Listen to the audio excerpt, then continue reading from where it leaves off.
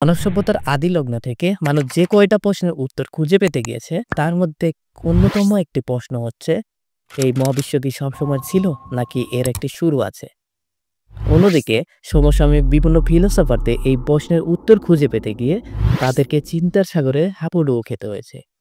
প্রায় 2000 বছর আগে গ্রিক দার্শনিক অ্যারিস্টটল বলেছিলেন দ্য ইউনিভার্স ইজ ইটার্নাল, অর্থাৎ এই মহাবিশ্ব সব সময় ছিল।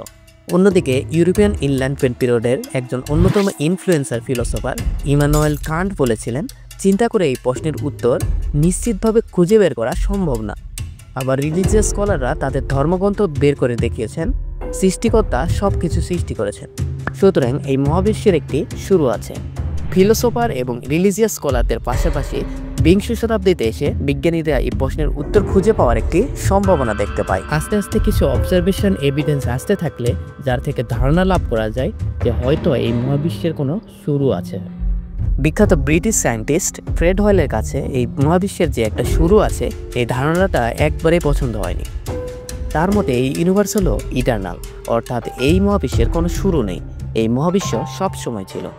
1949 সালে বিবিসি রেডিওর একটি প্রোগ্রামে এই মহাবিশ্বের যে একটা শুরু আছে এই ধারণাটাকে কটাক্ষ করার জন্য ফ্রেড হয়েল বিগ ব্যাং কথাটি ব্যবহার করেন।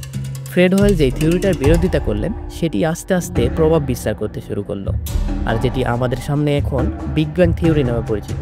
সুতরাং বুঝতেই পারছেন যে এই বিগ ব্যাং কথাটি এমন একজনের কাছ থেকে এসেছে যে আসলে এই বিগ ব্যাং থিওরিটাকে সমর্থনই করে না।